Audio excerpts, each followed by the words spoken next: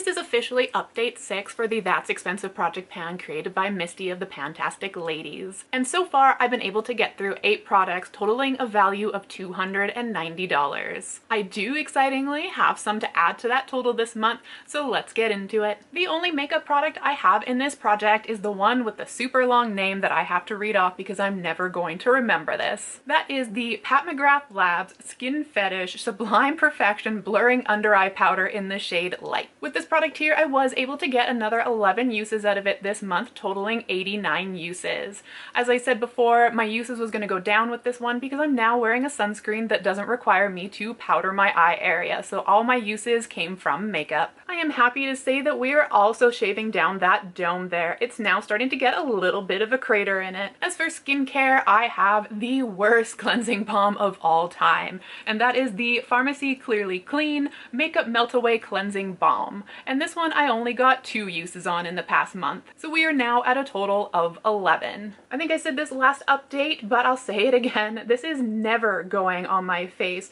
so I strictly use this to wipe off swatches. Next for skincare, I do have the Torridin Cell Mazing Firming Cream, and this one I was able to get 15 more uses on this past month, bringing it to a total of 34. I can half-assingly see through the package right now, and it looks like we're about here. So there's actually not that much left with this product. I'll be cutting this open and scraping it out very soon. I'm excited to talk about this next one, which is my Glow Recipe Lip Pop in the scent Watermelon. I got 14 more uses out of it this past month, bringing it to a total of 75. I am now having to start scraping this one out every time I want to use it because unfortunately I don't have anything right now that's small enough to decant it in, so I'm going to have to clear out one of those containers first before I can actually officially decant it. But I've been taking little scrapings every time I want to use it and applying it that way, and it's definitely starting to get a little concave. I don't think it'll show because the plastic piece kind of covers it, but it's definitely starting to get a concaveness to it. The Blueberry Lip Pop, on the other hand, I was able to use this 6 times last month, bringing the total uses to 44. Like I said, when it comes to the 2 of them, I tend to focus on one and then I'll focus on the one next month. There is not that much left to go with this one. It is definitely dwindling down. I've decided that this product has some of the worst packaging. This is my Unite Blonde shampoo, the one that smells like grape that I have to remind you about every single time,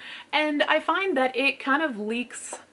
Maybe I'll show you this way. I find that it leaks out of the packaging whenever I use it. I learned with the old packaging that I had panned not too long ago that if I put it upside down in my shower, it actually leaks out. So that's what I'm starting to find here, is that even though I'm using it on a regular basis, some of it's starting to come out of the lid here. So unfortunately, not the best packaging. I, however, reached for this 7 times this past month, bringing total uses to 10. 10 deliciously grape smelling uses. And this is a super exciting update for a product. I used this product 7 more times, emptying it in 30 uses. It was a partial bottle, but that is none other than my K18 Professional Molecular Repair Hair Mask. This is officially gone. They did pretty good with the airless pump because sometimes some product can get stuck in there, but to be honest, I only got the tiniest bit out when I took off the top and tried to scrape it out. So good job to K18 for literally an airless pump that gets you pretty much everything. I'm not sure exactly if it's going to be the product that I miss or the process that I miss,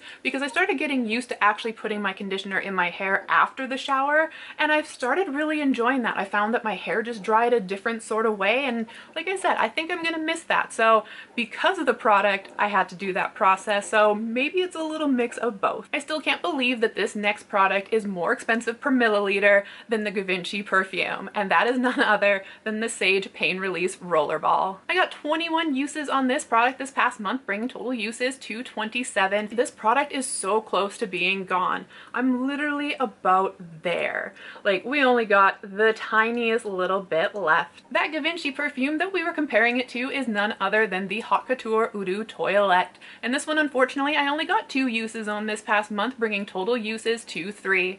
I was saying that it's got more of like a sophisticated kind of sweet smell, which stops me from kind of gravitating to it on a regular basis. But I think I just really gotta get over that. Just wear what you want to wear. It doesn't matter if you're just going to the dog park. There's nothing wrong with sophisticated sweet. And this is definitely a sad empty for me. 17 more uses and a total of 58 uses.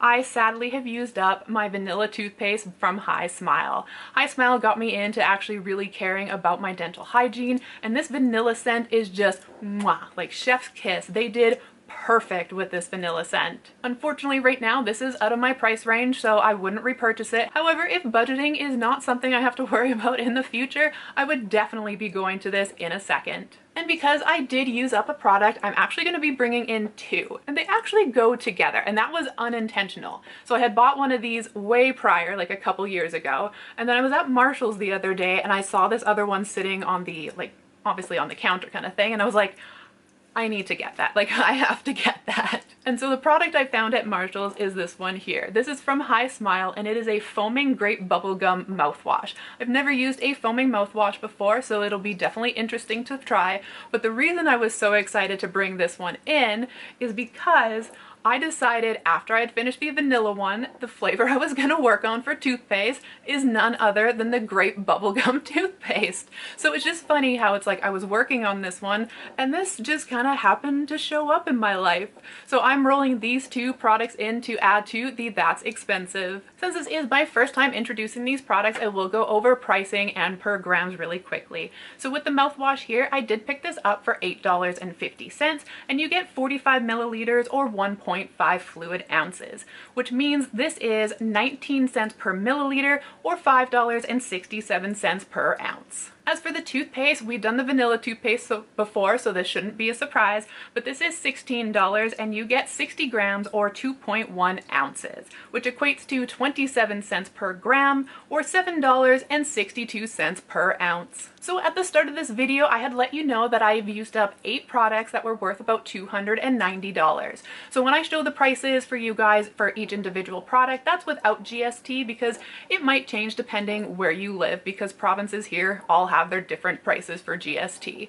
However, when it comes to the total of what it's worth, I do include GST then because I technically paid the GST. So there might be a little price discrepancy there. So this month I was able to use up 2 products, and those 2 products were worth $101, meaning my new year-to-date total is now 10 products worth $391. It still amazes me that I paid some of these prices for some of these products. So that's my update for you today. I just want to say thank you for being here and watching my video. It really helps my channel out and it definitely encourages me to keep going. Until the next one I see you in, I hope the day treats you well.